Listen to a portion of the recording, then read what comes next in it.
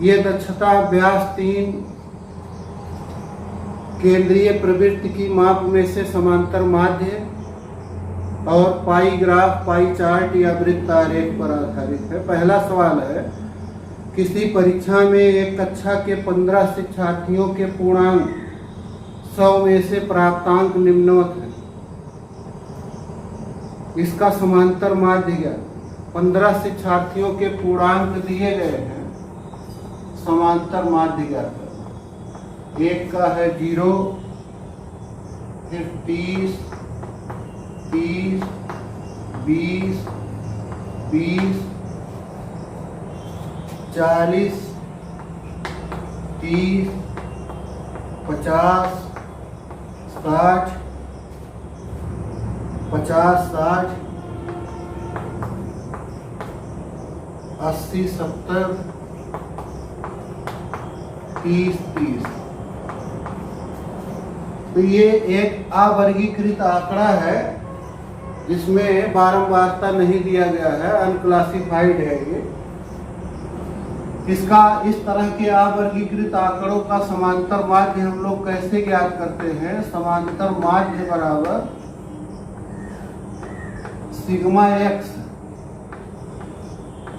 Sigma x का क्या अर्थ है? यही सब एक्स के मान है, पदों के मान, इन्हीं का योग करना। x1, x2, x3 and so on xn n पद दिए गए हों तो इस सिग्मा x का अर्थ हो गया सभी पदों का योग, x1 धन x2 धन x3 धन x4 and so on xn। और बटे में क्या होता है? जो कुल पद है यह।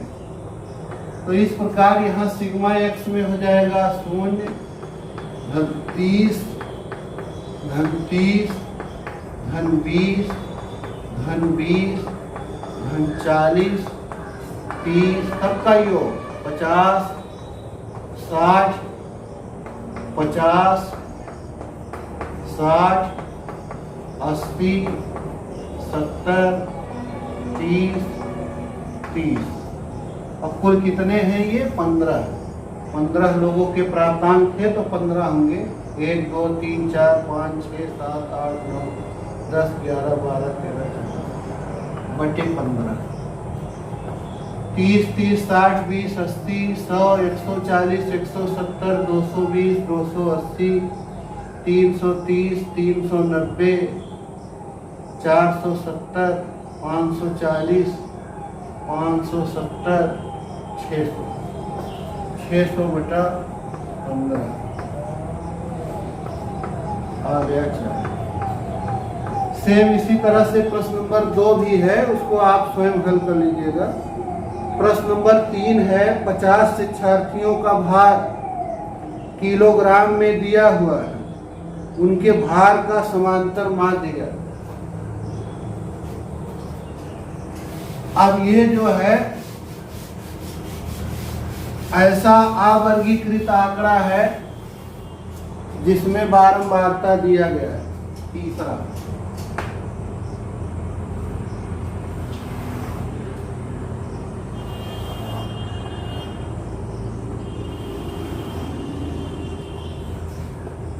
भार ये केजी में है, किलोग्राम में, और बारंबारता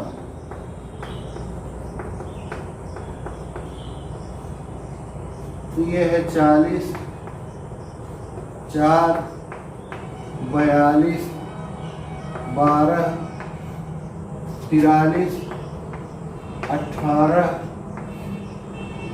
44 10 45 6।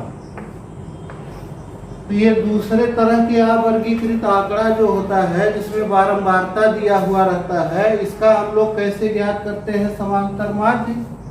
तो इसके समांतर माध्य का सूत्र हो जाता है, 3 चरण में निकालते हैं। इसका आ जाता है sigma F x. F x का मतलब एफ गुणे एफ, यह एक्स गुणे एफ बटे सिग्मा एफ। इसी सिग्मा एफ को हम लोग एन भी कहते हैं, पदों की संख्या।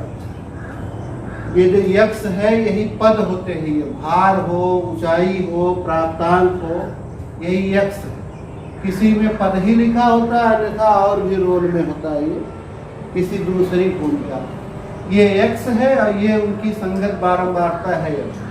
तो आपने पढ़ा है हम क्या करते हैं, पदों में उनकी संगत बारंबारता से गुणा करके योग कर लेते हैं। ये सिग्मा fx का अर्थ हो गया f1 गुणे x1 धन f2 गुणे x2 धन f3 गुणे x3। इस तरह सारे गुणनफलों का योग और बटे में इस बारंबारताओं का योग करते हैं, या यही हो जाता है जो बारंबारताओं का योग आता है। इसका अर्थ हो गया कि ये पदों की संख्या है। तो इस प्रकार हमें 3 कॉलम बनाने पड़ते हैं। एक ये जो भार है यहाँ, यही भार किसकी भूमिका में है, पद की, यक्स। फिर इसके बाद में है बारंबारता, और एक बनाना पड़ेगा बारंबारता गुणे पद।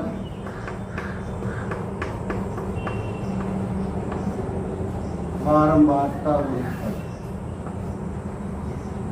तो ये हो गया 40, 42, 43, 44, 45। और इनकी बारंबारताएं हैं 4, 12, 18, 10, 6। अब इनका गुणा करके लिखना, 40 गुणे 4 160, 42 गुणे 12 504, फिर 43 गुणे 18, ये गुणा कर लीजिए 774, 44 गुणे 10 440, 45 गुणे 6 270। योगफल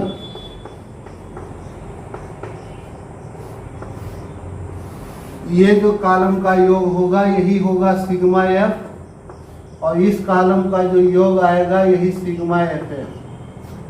तो इसको जोड़ दीजिए आप, तो आ जाएगा ये 2148, 2148, और सिग्मा एफ वाले को जोड़ेंगे तो ये आ जाएगा 50। इसलिए समांतर माध्य बराबर हो गया सिग्मा एफ एक्स बटा sigma F. Sigma F x कितना आया, ये 2148, और सिग्मा एफ कितना आ गया 50। 2 से विभाजित कर दीजिए, पहले 2 से 2148 और 50 दोनों विभाजित हो जाएगा, ये हो जाएगा 25, ये 1074।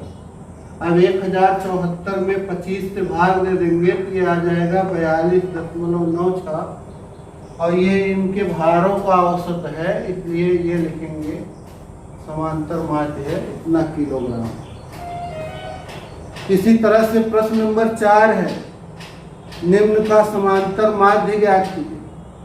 आंकड़े दिए हैं, उनका समांतर माध्य ऊंचाई है यहाँ 142.5 सेंटीमीटर की, बारंबारता 3, 143.5 का 5, 144, ये पद यहाँ हो जाएगा 142.5, 143.5, 144.5, 145.5, और ये बारंबारताएं होंगी सेम ऐसे है। एक कॉलम हम लोगों को बनाना पड़ेगा बारंबारता गुणे पद का, एफ गुणे एक्स का,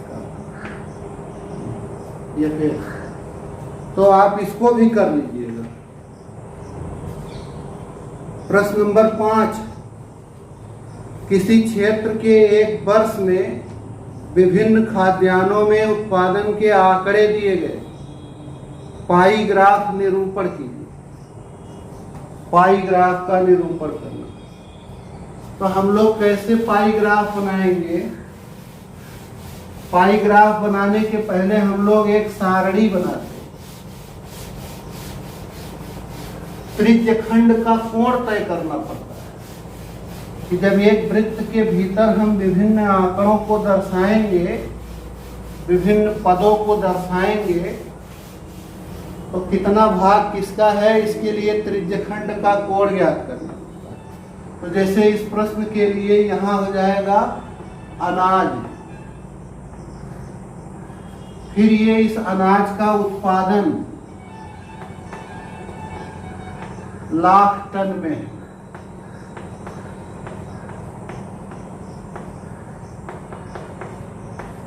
अब ये जो अनाज का उत्पादन है, ये संपूर्ण का कितना भाग है, संपूर्ण का भाग, और तब त्रिज्यखंड का कोण, त्रिज्यखंड का कोण।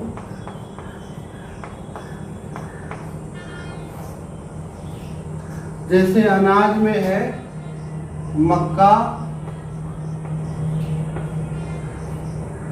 मटर, चना, गेहूं, धान, ये 4 लाख टन है, ये भी 4 लाख टन है, ये 6 लाख टन है, गेहूं 10 लाख टन है, और धान ये 12 लाख टन। यहाँ अगर हम योग कर दें और देखें कि कुल अनाज कितना हुआ, 4 4 8 6 14 10 24 2 26 10 36 लाख टन। अब ये जैसे मक्का वाला अनाज है, ये 4 लाख टन है, पूरे का पूरा है 36 लाख टन। कितना भाग है, पूरे का पार्ट, संपूर्ण का भाग, पार्ट ऑफ दी होल, तो ये कितना हो जाएगा 4/36। इसका भी भाग हो गया 4/36, इसका भाग हो गया 6/36, इसका भाग हो गया 10/36, इसका भाग हो गया 12/36।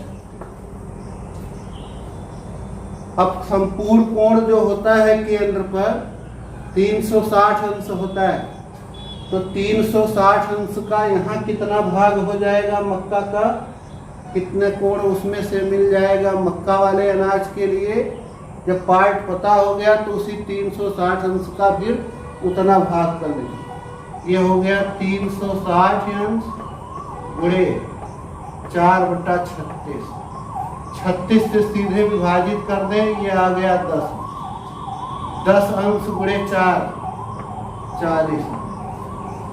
तो इसी तरह से मटर का भी वही सेम भाग है, 360 अंश गुणे 4/36, ये भी सरल करने पर आएगा 40।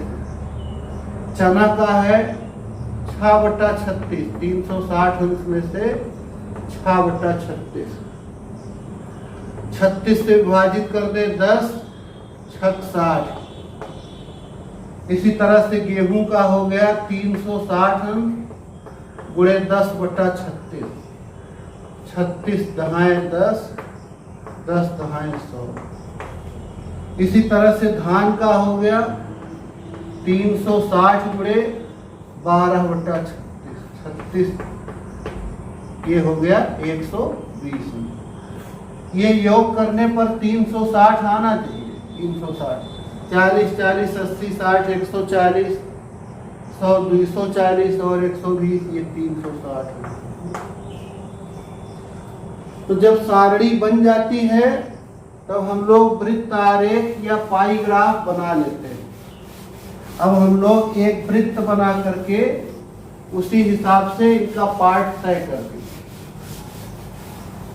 कोण बनाते चलेंगे। एक वृत्त बना दिया, यहां मान लीजिए इसका सेंटर है।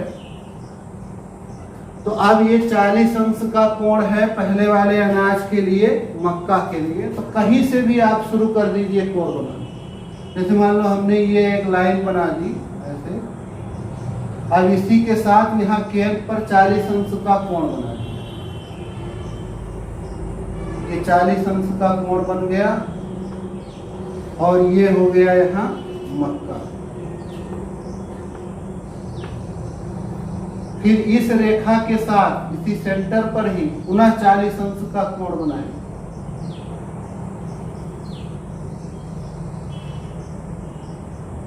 ये हो गया दूसरा वाला अनाज मटर। अब अगला कोण है 60 अंश का। 60 अंश का यहां से कोण बना।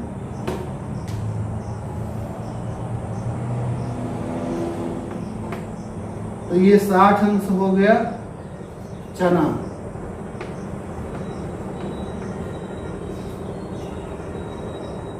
और इसके बाद में फिर है 100 अंश का कोण। 100 अंश का यहां से कोण बना। तो इसको अगर हम ऐसे सीधा कर दें 40 40 80 60 140, तो ये 40 अंश का कोण है और 60 आगे कर दें। तो यहां से कुल मिला के 100 अंश का कोण कर दे अगर,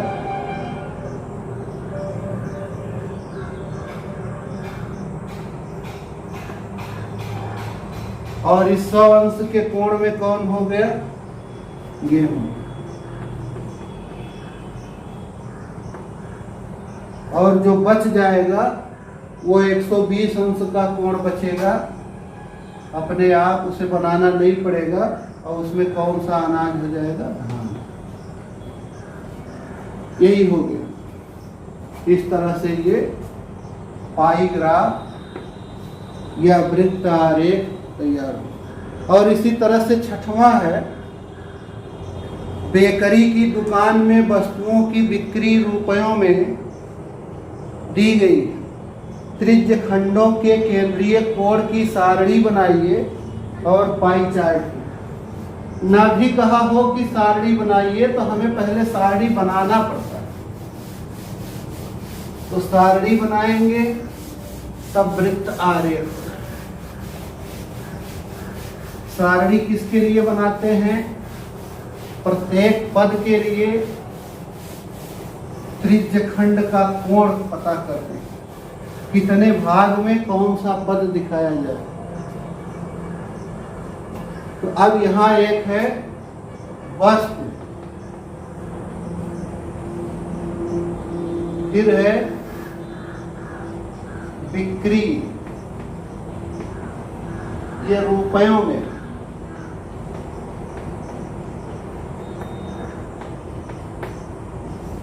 फिर ये देखेंगे कि ये संपूर्ण का कितना भाग है।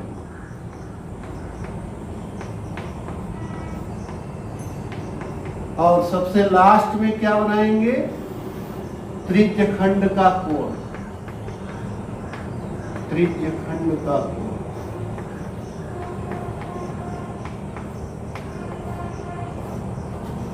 तो पहली वस्तु है ब्रेड।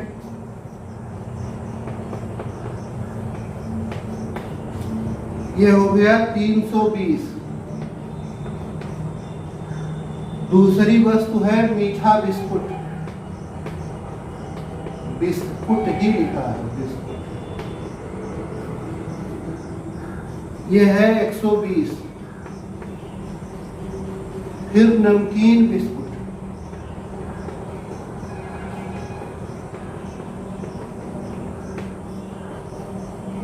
और ये है 160। फिर है पेस्ट्री, और ये है 80।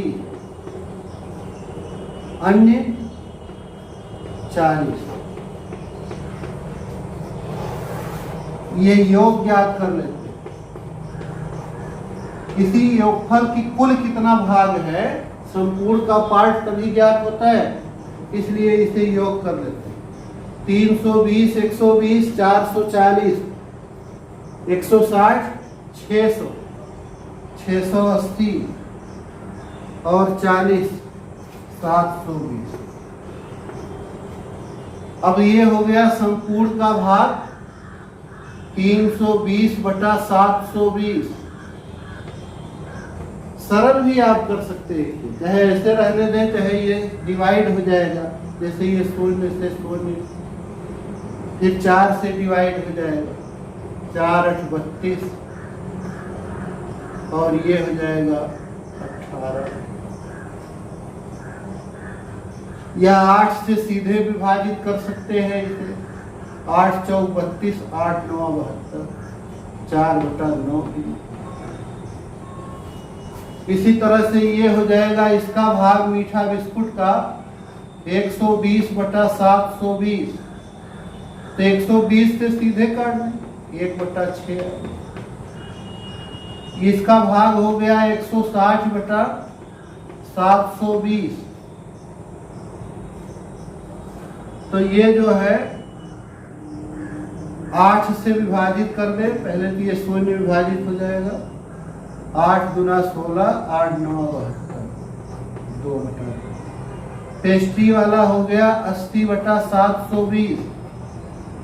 ये सीधे 0 से विभाजित होने के बाद 8 से विभाजित, 1/9। और सबसे लास्ट में 40/720, 0 से विभाजित होने के बाद 4 से 1/18। अब 360 हम संपूर्ण कोण बनता है केंद्र पर, उसी के हिसाब से त्रिज्यखंड का कोण। इसका हो गया 360 अंश गुणे 4/9। तो ये हो जाएगा 9 चौक 36, 40 गुणे 4, 160। इसका हो गया 360 अंश गुणे 1/6। तो ये आ जाएगा 60 में। फिर 360 अंश, ये है 2/9, 40, 40 दूना 80। फिर 360 गुणे 1/9 विभाजित कर दीजिए 40 में। और अंत में है 360 गुणे 1/18, 18 दूना 36, 20। ये कोण सब मिल करके 360 होना चाहिए। 160, 60, 220, 80, 340 और 360। अब जब सबका कोण पता हो गया हर एक का, अब हम लोग वृत्त आरेख या पाई चार्ट बना सकते हैं। एक कोई भी किसी भी माप का वृत्त बना लेते हैं। मान लो ये उसका सेंटर, ब्रेड के लिए है 160। तो अगर इस पर आप बनाएंगे कोण, सीधी लाइन बनाने पर 180 का कोण बनता है। इसका मतलब इससे कुछ कम रहेगा। ये 160 अंश का कोण हो गया। और इसमें कौन सी वस्तु है? ब्रेड। 160। आप चांदा की सहायता से एक कहीं भी रेखा तय, यहाँ रेखा करके यहीं से 160 का कोण बना दीजिए। ये रेखा भी है। यहाँ भी आप बना करके रेखा, इधर से 160 का कोण भी बना सकते हैं। कोई कंपलसरी नहीं है कि ऐसे ही बने। फिर यहाँ से 60 अंश का कोण बना दीजिए तो मीठा बिस्कुट हो जाए 60 अंश।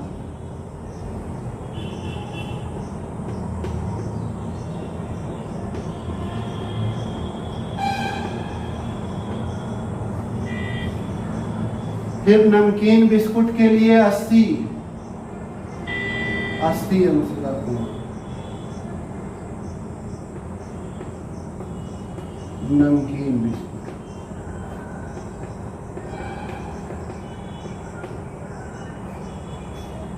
फिर यहां से 40 अंश,